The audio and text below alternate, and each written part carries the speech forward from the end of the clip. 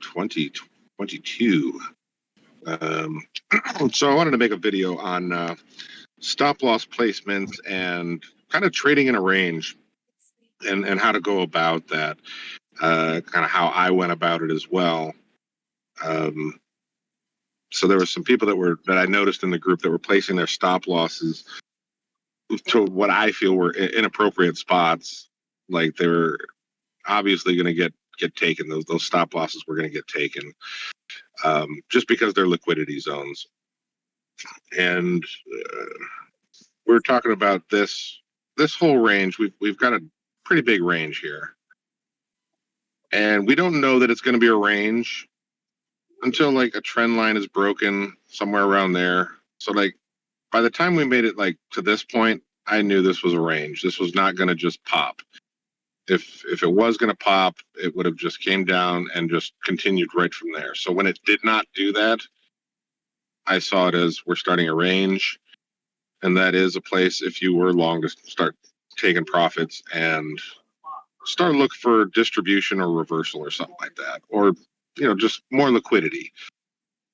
Whenever you're in a range like this, the market maker is basically just taking liquidity. He's trying to build up liquidity to either enter his positions or get you out of yours.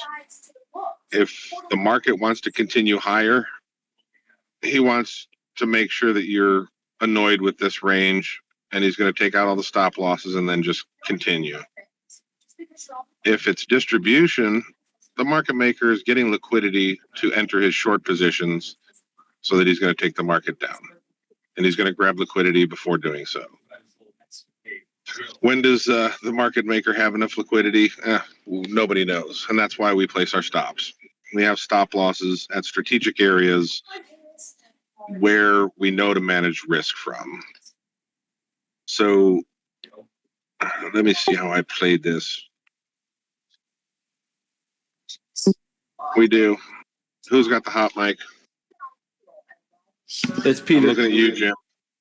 Is it Peter? We're looking at you, Jim. Jim's always got the hot mic. Mine's on mute. You're not hearing it, are you? No. I was teasing you. So, in trading in the range, we had a low here. After making a low there and breaking it to the high and coming back down, I managed risk off of that wick. That's where I did not want to see price go below if I wanted to continue buying. Was right off of here. Because there's no more wicks underneath this to provide support or to provide liquidity for the market maker. So that's where my stop loss was for anything that I was going to buy. I think I bought this for a 3-wave move. From what I remember, I bought that. But knowing that the market maker came down and tagged this area 1, 2, 3, and this makes 4 times. This makes an area of liquidity. There are stop losses there for the market maker to take. So in working with my box system, there's your box. Take liquidity from up here, take liquidity from down below, and came back inside the box. Now, from this point, after that liquidity was taken, I now manage risk off of this area. Because I know that if this is broken, the market wants lower liquidity. It wants that liquidity at least, probably more. So that's where I manage risk off of. Price came up back inside the box. That's a buy for me. Here's my take profit, at least some. I think I took 25%, if I'm not mistaken. And then price came back down. Remembering my stop loss is there. I saw this box as a reaccumulation. Came down, grabbed all this liquidity. My stop loss is still the same spot, and I'm going to buy that for a bounce. And then I added to it. Came back up, took liquidity from the top of the box, closed 25% there. I had this 25% here. And off of that trade that I entered in that box, my stop loss becomes there as soon as it gets back inside the box, because that was the liquidity grab. That's the stop loss off of this trade. This stop loss over here can certainly be moved up into there to protect more profits. Raise your stop. And ultimately, price came up here and it took out this high. That's another place to take profit. 25%, take it. Made another high, took out this liquidity. Take more profit. Raise the stop loss. Then you get knocked out. I did not trade that leg down. I just got stopped out of what was left of my longs.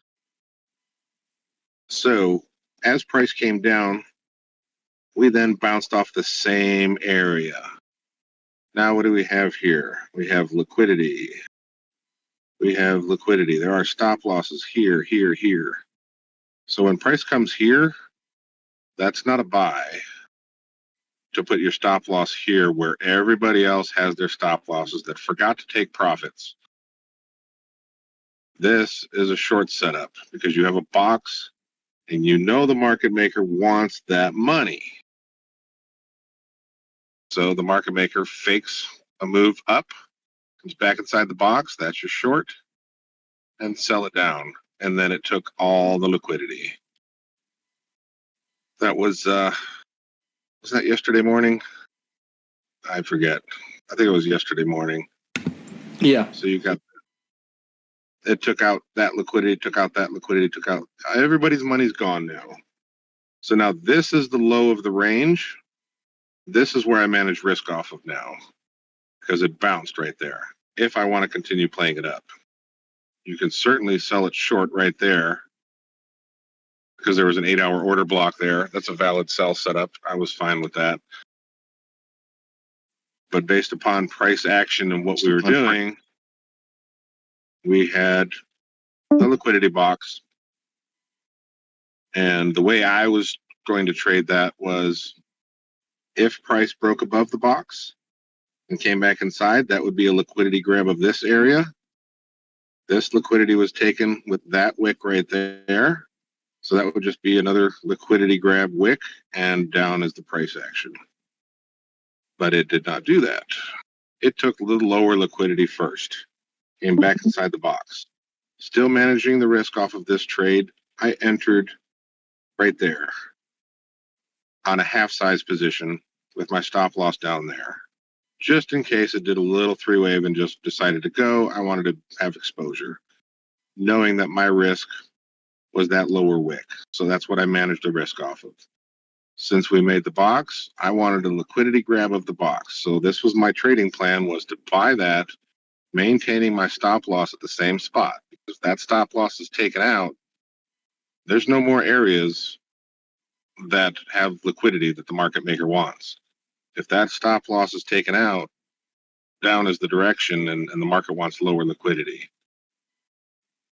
So after the liquidity grab of that box came back inside, this becomes my stop loss. So this stop loss can be raised up to there, and I'm okay if I get stopped out of that. It's fine because I feel that if that stop loss gets taken out, it's going for lower liquidity. It'll take that one. And why would it take that one? Because it's going down. So raise the stop. First profit take is on a 3-wave move, 8-hour order block. And then price was hovering around, did not come back inside my box. It was staying strong, and the direction for the day was up. So on the pullback, I re-entered the profit that I took. I re-entered for this liquidity, and now I'm out. What's the market going to do? Where is the current liquidity? Current liquidity is down here and up here. Everything else in the range is taken. This is taken. This is taken. All the stop losses are taken. Now we're making a box. We will make liquidity below, liquidity above. You expect one side to be taken and then the other side to be taken. Maybe continue. Maybe continue. The market will let us know after it takes the liquidity.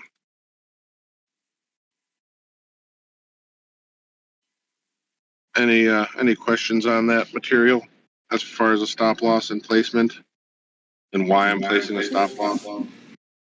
So what price is my next trade? do I buy or sell? Your next trade is the 8-hour breaker block. If it comes down in 3 waves and back inside the box, that's a buy for upper liquidity. Likely going to go after that. And this will fill the imbalance of this candle, the imbalancement, because it went too far. Then it'll come down and trap these wicks. Just tag them. Market maker will collect his orders from dumping right there. Comes there, collects his orders that he had there before because he was selling, so he's got to buy those back to take it up. So that's the next idea that I have. If market takes it up, grabs upper liquidity, then we trade to the lower liquidity, and then we see if it comes back inside the box, then up it goes above the daily open. Take it long. Stays below the daily open, finds resistance, down. Easy peasy, lemon squeezy. If you get stopped out, what's the big deal? So like today's trade, this liquidity grab happened. I entered there and I added on when it was inside the box. What if I got stopped out? Well, if I get stopped out, I'm anticipating lower prices.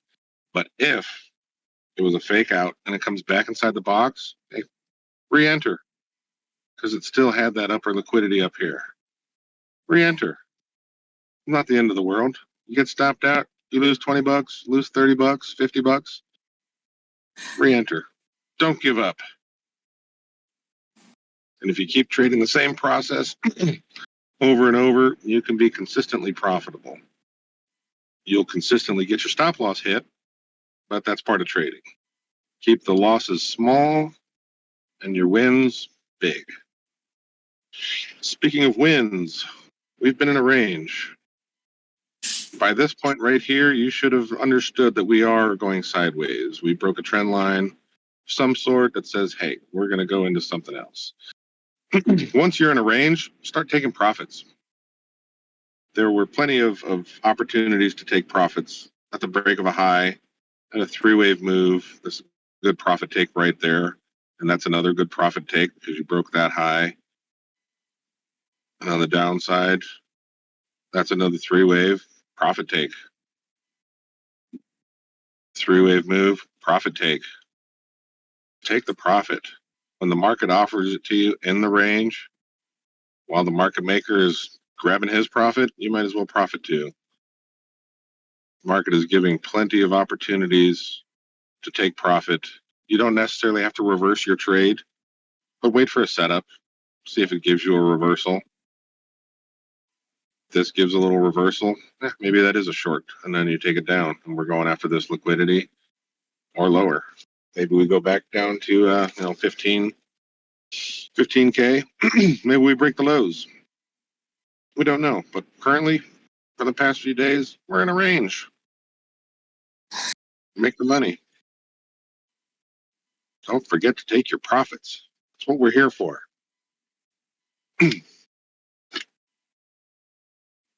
And that will conclude the festivities for today.